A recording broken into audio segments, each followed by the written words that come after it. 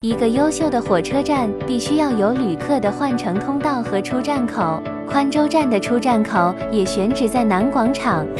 首先建设一个比较大的出站口，必须要有按钮保持出站口正常运行。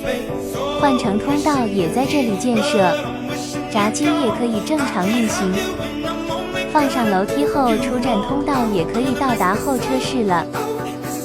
在北广场这里同样放上出站口，这是我们东广场新楼的框架。首先给每层楼铺上地板，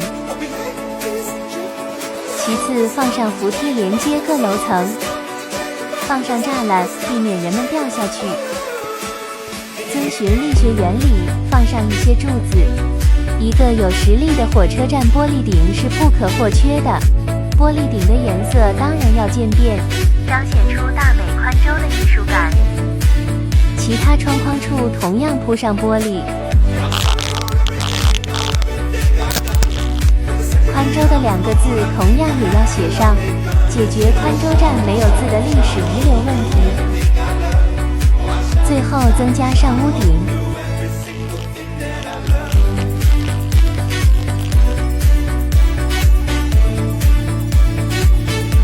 最后的最后，给南广场设置售票口的空间，这就是我们现在的宽州站了。